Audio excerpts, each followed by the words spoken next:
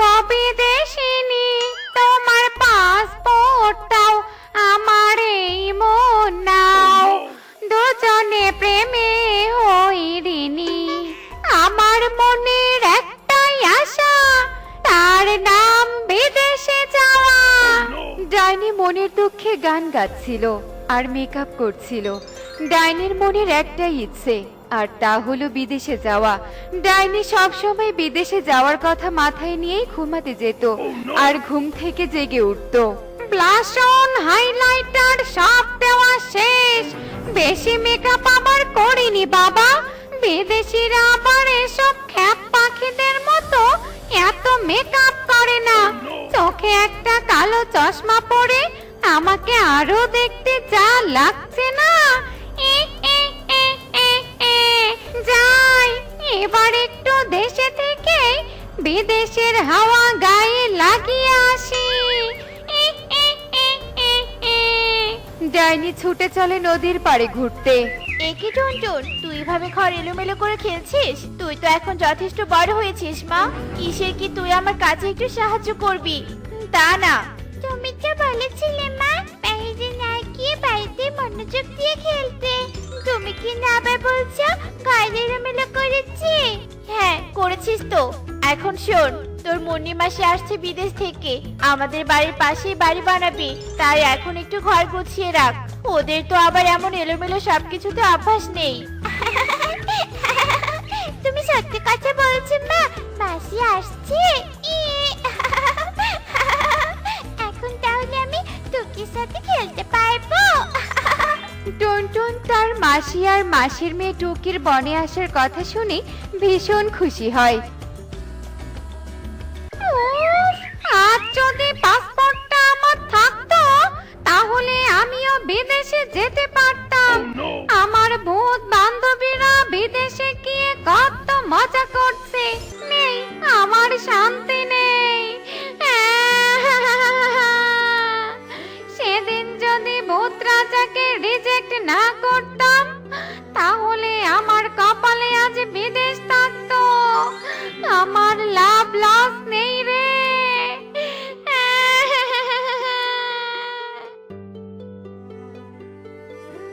ও বাবা, এখন বনে চলে এলাম। রাস্তাঘাট এত অপরিষ্কার, এত রোদ, একটা গাড়িও নেই। আমাদের কি আর এত হেঁটে অভ্যাস আছে নাকি? আমার খুব গরম লাগছে মা, ভীষণ কষ্ট হচ্ছে। তুই চিন্তা করিস না মা, আর একটু গেলেই তোর মাসির বাড়ি। উফ, এর থেকে বিদেশি ভালো ছিল। আরে আরে, বিদেশ শুনলাম না। কে কে এলো বিদেশ থেকে? আরে এদেরকে আমার মতোই সুন্দরী লাগছে। তার মানে এরা বিদেশ থেকে এলো। বুঝেছি, এবার এদেরকেই লুটে নিতে হবে।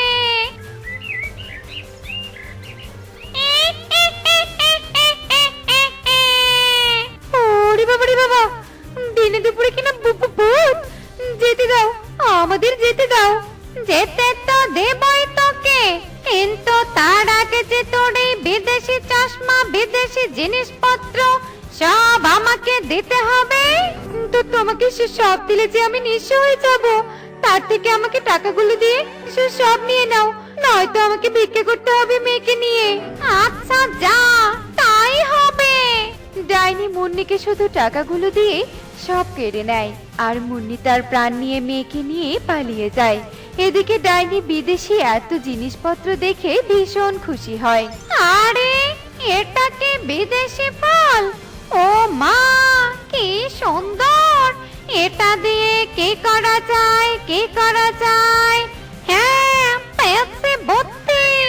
ডাইনি জাদু করে ফলটা অনেক বড় করে একটা ঘর বানায়।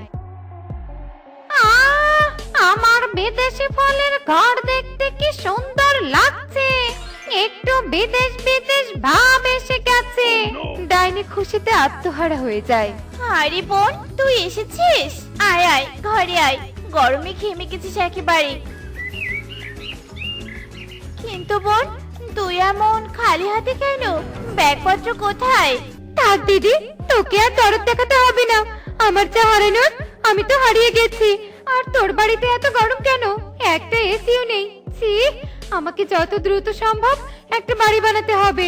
আমি এসব বাড়িতে থাকতে পারবো না বাবা। বুঝেছি বোন, নিশ্চয়ই তোর সাথে পথে কিছু হয়েছে। আচ্ছা আচ্ছা, এত মাথা গরম করতে হবে না, খেয়ে এসে বিশ্রাম নে।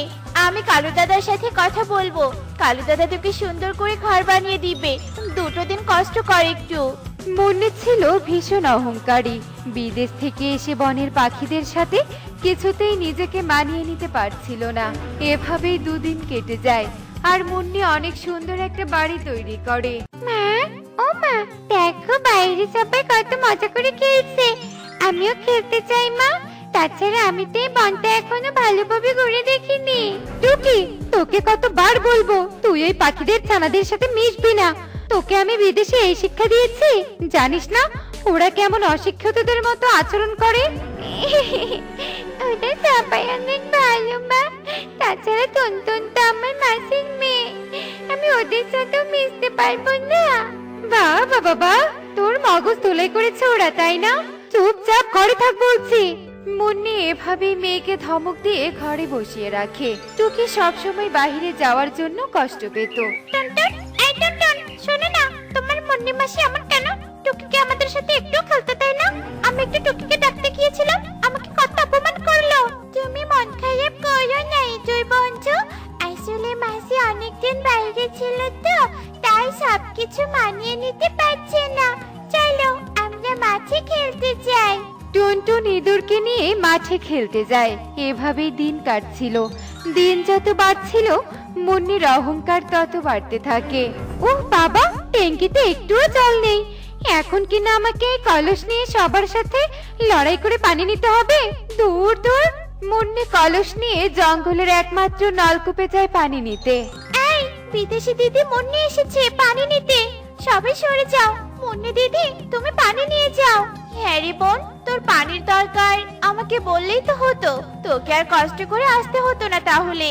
ও মা টুনি, তোর বোন তো ভীষণ সুন্দর। হ্যাঁ গো মুন্নি, তুমি তো বাড়ি থেকে বেরই হও না। তুমি জানো আমরা কত মজা করি, আমাদের সাথে তো মিশতে পারো, তাই না? উফ, থামো তো তোমরা। তোমাদের এসব অতিরিক্ত ন্যাকামো আমার একদম ভালো লাগে না। আমি একাই যথেষ্ট, তোমাদের কোনো সাহায্যের আমার প্রয়োজন নেই। যত সব। মুন্নি অহংকার দেখিয়ে চলে যায়। টুনি বোনের এমন আচরণে ভীষণ কষ্ট পায়। দেমাক দেখো, আই চল সবাই পানি নিয়ে বাড়িতে যাই। সবাই পানি নিয়ে বাড়িতে চলে যায়। এভাবেই সেই দিন কেটে যায়। পরের দিন, আরে বাইরে ওতে কি হচ্ছে? আমি তো বইয়ে পড়েছিলাম এর নাম প্রজাপতি। তাহলে কি বাস্তবে একে প্রজাপতি বলে? ও মা, কি সুন্দর! আমি তো একে ধরেই ছাড়বো। এই প্রজাপতি, দাঁড়া দাঁড়া বলছি। টুকি জানালা দিয়ে উড়ে বাহিরে আসে আর প্রজাপতি পালিয়ে যায়।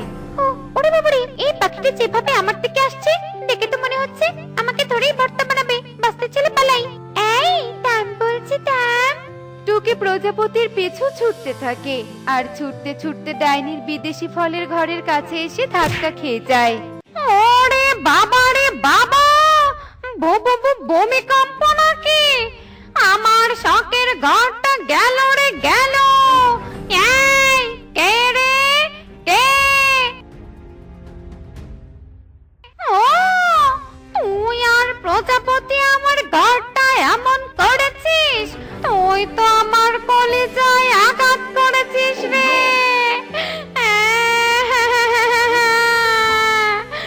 আজ তোদের দেখ আমি কি করি। ডাইনি তার শখের ঘরের এমন অবস্থা দেখে রেগে গিয়ে প্রজাপতি আর টুকিকে খাঁচায় বন্দি করে। আরে আরে, মেয়েটা কোথায় গেল? নিশ্চয় পাখিদের বাড়িতে গিয়েছে। দাঁড়া, আজ তোকে পেলে উচিত শিক্ষা দিব। মুন্নির রাগে গজগজ করতে করতে তার মেয়েকে খুঁজতে থাকে, কিন্তু কোথাও খুঁজে পায় না। এরপর মুন্নি ভীষণ চিন্তায় পড়ে যায় আর কাঁদতে থাকে। মুন্নির কান্না শুনে সব পাখিরা মুন্নির কাছে আসে। এই কি বোন, তুই কাঁদছিস কেন? কি হয়েছে বোন, আমাকে বল। দিদি, আমার টুকিকে কোথাও খুঁজে পাচ্ছি না। ও তো বনের কিছু চেনে না। তোমরা সবাই আমার মেয়েকে খুঁজে এনে দাও। আমরা খুঁজে এনে দিব কেন শুনি? সেদিন তো খুব বড় মুখ করে বলেছিলে আমাদের কাউকে তোমার প্রয়োজন নেই। এই থামো তোমরা, আমাদের এখন রাগ করার সময় নয়, আমাদের আগে টুকিকে খুঁজে বের করতে হবে। টুনি, তোর বোনের মেয়ে তুই খুঁজে বের কর, আমরা বাবা গেলাম। তোমরা আমাকে ক্ষমা করে দাও, আমি আসলে বুঝে গেছি কখনো একা চলা যায় না। মুন্নির কান্নায় সবার অনেক মায়া হয়, আর সবাই বনে টুকিকে খুঁজতে বের হয়। এরপর ওরা সবাই ডাইনির বাড়ির কাছে আসে, আর টুকিও প্রজাপতিকে বন্দি অবস্থায় দেখে, আর পাশে ডাইনিও বসেছিল। একে ডাইনি, তুমি আমার মেয়েকে বন্দি করেছো কেন? কি করেছে আমার মেয়ে? একে তুই সেই পাখিটা না? ও তোর মেয়ে? আসলে সেদিন এত খুশিতে ছিলাম যে খেয়ালে করিনি। যাকে সেসব কথা, তোর মেয়ে আমার ক্ষতি করেছে, তাই আমি ওকে বন্দি করেছি। ছাড়বো না ওকে আমি। দয়া করো, ছেড়ে দাও ওকে, ও ছাড়া যে আমার আর কেউ নেই। না, ছাড়বো না। কি ছাড়বে না? আচ্ছা ঠিক আছে, ছেড়ো না। তবে শোনো, আমাদের কাছে রক্ষা কবচ আছে, তুমি আমাদের কোনো ক্ষতি করতে পারবে না। আমি এক্ষুনি তান্ত্রিককে ডেকে আনছি, তারপর থাকবে তুমি বন্দি হয়ে, তখন বুঝবে মজা। তান্ত্রিক কি আনবি টুনি? আমি তো নিজেই তন্ত্র মন্ত্র জানি। ওরে বাবা রে বাবা, কি সাংঘাতিক কথা! এই না না, আমাকে বন্দি করিস না। এমনিতেই আমি বিদেশে যেতে পারিনি, এখন আবার বন্দি দিচ্ছি, ছেড়ে দিচ্ছি ওদের আমি। আর কোনোদিন তোদের ধরবো না, এই কথা দিলাম। এরপর ডাইনি ওদের ছেড়ে দেয়, আর সবাই বনে ফিরে আসে। আর মুন্নিও সবার কাছে আবারও ক্ষমা চায়। এরপর আর কেউ ডাইনিকে বিরক্ত করেনি। দেখলে তো বন্ধুরা, আমরা সমাজে কখনো একা চলতে পারি না, আমাদের অন্যের সাহায্যের প্রয়োজন পড়েই। কেউ আমরা একা বাঁচতে পারবো না। আরে আরে মুরগি, তুই আমার খামার থেকে উড়ে যাচ্ছিস? আমিও কম না, আমি তো তোকে ধরেই ছাড়বো। এ কথা বলে টুনি তার মুরগিটা ধরার চেষ্টা করছিল, আর অন্যদিকে সুখী সেখানে চলে আসে। আরে টনি, এ তুই কি করছিস? মুরগিটা কিভাবে ছেড়ে দিয়েছিস কেন রে? আর বলো না সুখী দিদি, মেয়েটা শহরে যাবে তো, তাই খামার থেকে কিছু ডিম বের করতে গিয়ে মুরগিটা বের হয়ে গিয়েছে। দেখো না, এখন ধরতেই পারছি না। ও এই ব্যাপার, দাঁড়া আমিও চেষ্টা করছি মুরগিটাকে ধরার জন্য। এই এই এই এই তো এই তো ধরে ফেলেছি, মুরগিটাকে ধরে ফেলেছি। এই নে টুনি। ধন্যবাদ গো সুখী দিদি, মুরগিটাকে ধরিয়ে দেওয়ার জন্য। তা সুখী দিদি, তোমার খামারের ডিমগুলো এবারও কি কালু দাদার কাছে বিক্রি করে দিবে নাকি গো? কি আর করার রে টুনি, বনে তো একমাত্র কালু দাদা ছাড়া কেউ ডিম নিবে না, তাই কম দাম হলেও কালু দাদার কাছে ডিমগুলো বিক্রি করতে হবে, তাছাড়া তো আর কোনো উপায় নেই। হ্যাঁ গো সুখী দিদি, এত কষ্ট করে খামারের মুরগি পালন করছি, কিন্তু তার তো সঠিক মূল্য দিয়ে বিক্রি করতে পারছি না। এইভাবে টনি আর সুখী কথা বলছিল, আর এসব কথা কালু আড়াল থেকে শুনতে পায়। আমি তো তোদের ডিমগুলো তোদের কাছ থেকে অল্প কিছু টাকায় কিনে নিয়ে শহরে বেশি দামে বিক্রি করে দিচ্ছি, তোরা তাহলে সেটা বুঝে গিয়েছিস? বুঝেও আর কোনো লাভ নেই, তোদের খামারের ডিম আমি ছাড়া আর কেউই নিবে না, তাই বাধ্য হয়ে আমার কাছেই তোদের ডিম বিক্রি করতে হবে।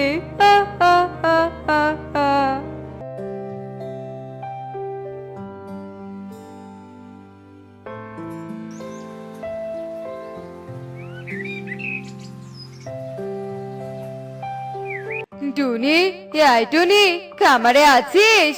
হ্যাঁ গো কালু দাদা, আছি। তা বলো, কি বলতে এসেছো? বলছি কি, তোর খামারের কতগুলো ডিম হবে? আজকে সবগুলো ডিম আমাকে দিয়ে দে। কালু দাদা, ডিম তো তোমাকেই দিব, কিন্তু দাদা ডিমের দামটা একটু বাড়ালে খুব ভালো হতো। মেয়েটাকে শহরে পড়াশোনা করাই, অনেক খরচা, তাই একটু বলছিলাম আর কি, যদি একটু ডিমের দাম বাড়িয়ে দিতে খুব ভালো হতো। এই দামে তোর ডিমগুলো দিলে দিবি, না দিলে নাই। তোর ডিম তোর কাছেই রেখে দে, আমার কাছে তুই ডিম না বেচলেও তোর মতো অনেকেই আমার কাছে ডিম বিক্রি করতে আসবে, বুঝতে পেরেছিস? না গো কালু দাদা, এভাবে বলো না, তুমি এই কম দামি ডিমগুলো নিয়ে যাও, তাহলে যে মেয়েটাকে টাকা পাঠাতে পারবো না, আর মেয়েটার শহরে থেকে পড়াশোনাও করা হবে না। এ কথা বলে টুনি কালুকে সব ডিম দিয়ে দেয়। টুনি তার মেয়ে টুকিকে নিয়ে থাকতো। টুনি অনেক গরিব ছিল। টুনি বাড়ির পাশে অল্প কিছু জমিতে মুরগির খামার দেয়, আর সেই খামারের টাকা দিয়ে টুনি তার মেয়েকে শহরে পড়াশোনা করায়। এভাবে বেশ কয়েকদিন কেটে যায়।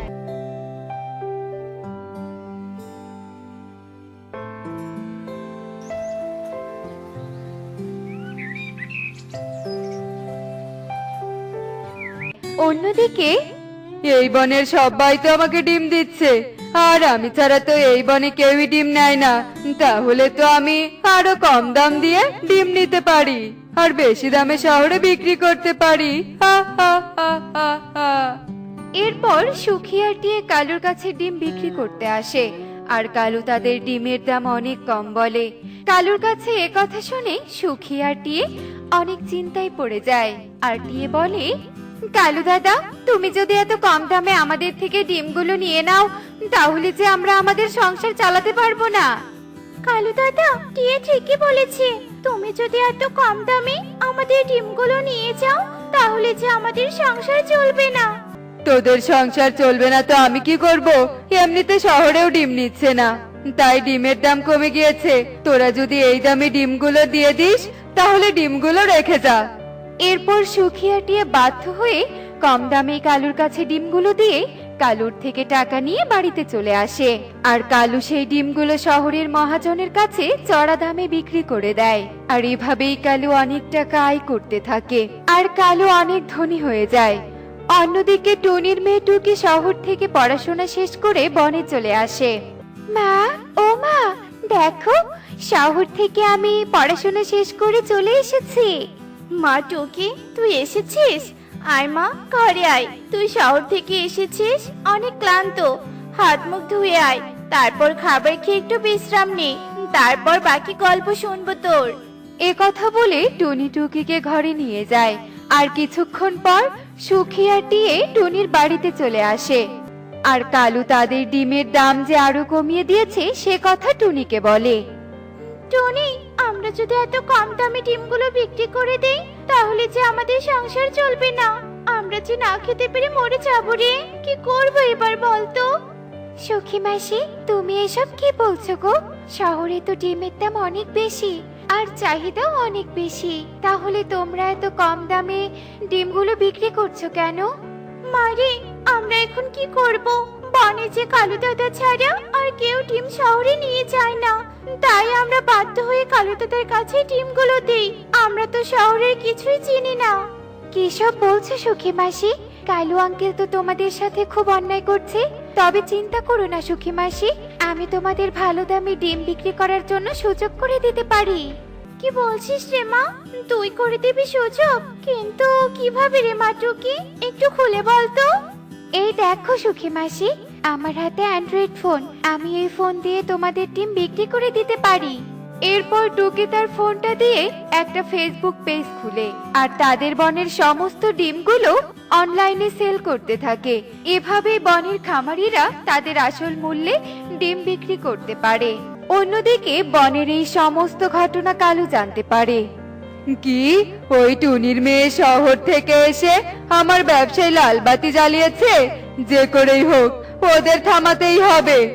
এ কথা বলে কালু খামার নষ্ট করার জন্য পরিকল্পনা করে, আর রাতের বেলা চুপি চুপি টুনিদের খামারে যায়। আর তাদের ডিমগুলো যেই নষ্ট করতে যাবে, সাথে সাথে সেখানে টুনি আর তার মেয়ে চলে আসে। কালু দাদা, কি করছো কি? তুমি আমাদের ডিমগুলো নষ্ট করতে এসেছো? এতদিন আমাদের ডিমগুলো কম টাকা দিয়ে কিনেও তোমার শান্তি হয়নি? কালু আঙ্কেল, তুমি এতদিন অনেক অন্যায় করেছো, আমরা কিছুই বলিনি। আর তুমি এখন কিনা আমাদের ডিমগুলো নষ্ট করতে এসেছো? এখন তোমাকে আমরা উচিত শিক্ষা দিব। এভাবে রাত কেটে সকাল হয়ে যায়।